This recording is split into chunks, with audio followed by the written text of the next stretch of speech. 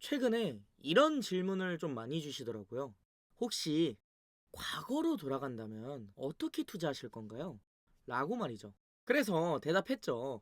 당연히 비트코인 다 아니라 저는 빌라 투자부터 시작할 겁니다.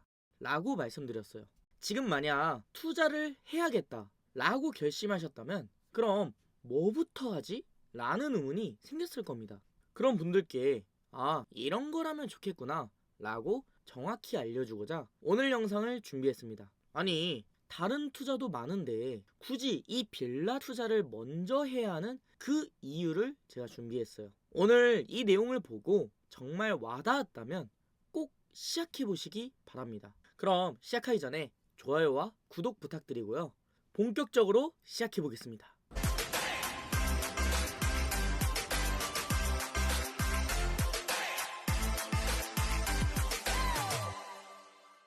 자, 혹시라도 이런 생각 해본 적 있나요? 이럴 거면 그냥 빌라 샀지. 와, 이 정도면 거의 아파트급인데? 라고 생각해 본 적 있으세요? 제가 말하고 싶은 건 딱 하나입니다. 아니, 다른 투자도 많은데 굳이 이 빌라 투자를 먼저 하라는 그 이유, 그걸 이야기할 겁니다. 그 전에 여기서 주의할 점이 하나 있는데요. 반드시라는 건 없다는 겁니다. 아파트로 시작한 부자도 있고요. 상가로 시작한 부자도 있고 토지로 시작한 부자도 있습니다. 그렇기에 제 이전 영상에서 여러분의 투자 성향을 꼭 확인해 보라고 한 거고요. 하지만 제 경험상 90% 이상은 이 빌라 투자가 가장 적절했다는 겁니다. 그 이유를 설명해 드릴게요. 자, 첫 번째 이유는 싸다는 겁니다. 정말 다른 말이 필요 없는 가장 큰 장점이라고 할 수 있겠죠. 아무리 지방이나 저 구석에 있는 오래된 아파트를 찾아도 거의 1억 정도는 합니다. 그런데 이 빌라는 달라요. 싸도 너무 쌉니다. 심지어 제가 실제로 했던 어떤 투자 사례는 이 빌라를 약 2천만 원으로 살 수가 있었어요. 뿐만 아니라 이 물건에 대해서 대출을 5천 정도를 받았기 때문에 저는 오히려 돈을 더 받은 상태에서 투자를 할 수가 있었죠. 이게 바로 빌라 투자의 가장 큰 장점입니다. 단순하게 빌라를 보면 다가구와 다세대 주택으로 나눌 수 있는데요. 먼저 이 다가구 주택은 쉽게 말해서 빌라 건물을 통으로 사는 걸 말합니다. 반대로 다세대 주택은 각 호실별로 투자를 하는 겁니다. 더 정확히는 각각의 구분되는 용어가 있지만 크게 딱 쉽게 보면은 이렇게 말할 수 있어요. 그러면 각자 이 장단점은 있지만 처음 시작할 때는 일단 한 개 호실부터 시작하는 걸 추천드립니다. 그리고 또 반대로 이건 투자자 입장인 거고 세입자 입장에서도 싸다는 겁니다. 아파트나 오피스텔은 기본적으로 이 공용 공간이 많아요. 놀이터, 엘리베이터, 단지 내 공원, 주차장, 또 관리실까지 다양한 목적으로 이 공용 관리비가 많이 나오게 됩니다. 하지만 빌라는 딱 계단과 옥상 이것뿐이죠. 그렇기 때문에 관리비가 싸다라는 장점도 있어요. 무엇보다 이 월세조차도 상대적으로 보면 가장 싼 물건이죠. 그래서 사람들이 쉽게 선택할 수 있는 겁니다. 즉, 싸다는 장점은 쉽게 선택할 수 있다라는 더 좋은 장점과 함께 한다고요. 그래서 조금 상태가 안 좋아 보이더라도 싸니까 선택합니다. 비록 위치가 조금 애매하더라도 싸니까 선택한다고요. 이렇게 고민의 허들을 낮추는 겁니다. 두 번째 이유는 가성비에 있어요.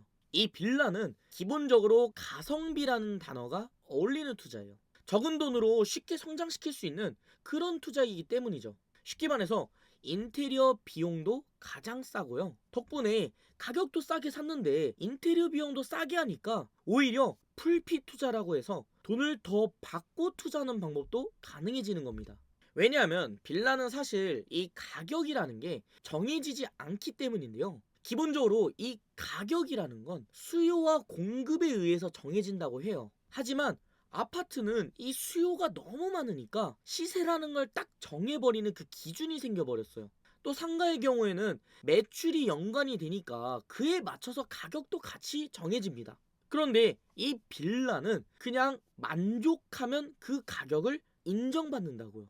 쉽게 설명하기 위해서 간단한 예시로 한번 이야기해 볼게요. 우리가 빌라방을 구할 때 가격을 어떻게 보는지 한번 되돌아보면 이해가 쉬울 겁니다. 보통 대부분의 빌라를 찾을 때 월세 또는 전세를 원하죠. 그리고 이러한 방을 구할 때 시세가 아니라 필요성을 먼저 따집니다. 애초에 이 빌라라는 부동산은 이 가격 자체가 고만고만합니다. 보증금은 뭐 100만 원에서 1000만 원 정도 할 거고요. 월세는 한 15에서 70 정도 할 겁니다.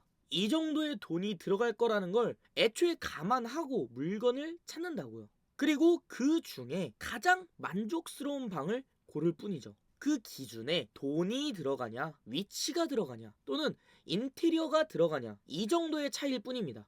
출퇴근을 위해서 위치가 중요한 사람은 가격이 조금 비싸더라도 원하는 위치에 있는 물건을 선택할 겁니다. 그리고 가격이 중요한 사람은 조금 멀거나 허름하더라도 싼 물건을 선택할 겁니다. 그러면 반대로 한번 생각해 볼게요. 만족만 시킬 수 있다면 결국 가격은 내가 정한 가격을 따라올 수 있다는 겁니다. 그러니까 100에 15만 원을 하든 1000에 70만 원을 하든 만족만 시킬 수 있다면 결국 거래가 된다고요. 그래서 우리가 따질 건 만족시킬 수 있는 그 조건을 만들어줄 수 있는가, 이것뿐이고요. 결국 누군가는 선택을 할 거다라는 겁니다. 자, 다음 세 번째 이유는 쉽다라는 겁니다.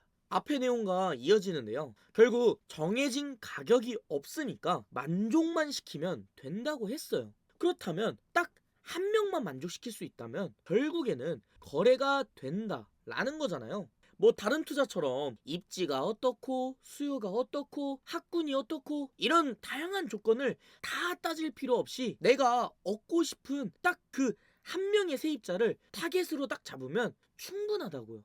그래서 예를 들면 만약에 그 동네가 젊은 신혼부부가 많이 사는 동네라면 신혼부부가 딱 만족하는 조건을 채워주면 되는 거고, 또는 직장인이 많이 사는 동네라면 직장인이 만족하는 그 조건을 딱 채워주면 되는 거죠. 다른 건 신경 안 써도 그 딱 한 명만 만족시킨다면 결국 거래가 된다고요. 이렇게 빌라 투자의 가장 큰 장점 세 가지를 이야기해봤습니다. 결국 핵심은 싸면서도 쉽다라는 겁니다. 그러니 처음 투자를 하시는 분들께 가장 좋은 기회가 아닐까 싶고요. 하지만 장점이 있다면 또 반대로 단점도 있겠죠. 그래서 이 빌라 투자의 단점은 뭐가 있는지, 이에 대한 궁금증도 이제 생겼을 겁니다. 당연히 이 부분도 알아둬야지 이를 대비하고 투자를 더 쉽게 바꿀 수가 있습니다. 하지만 오늘 영상이 너무 길어질 수는 없으니까 바로 다음 영상으로 준비해봤습니다. 지금 바로 구독 눌러두시고 바로 다음 영상에서 이야기할 테니까 놓치지 마세요. 그럼 오늘 영상도 끝까지 봐주셔서 정말 감사드리고요. 영상 끄시기 전에 구독과 좋아요 한 번씩 부탁드리겠습니다. 감사합니다.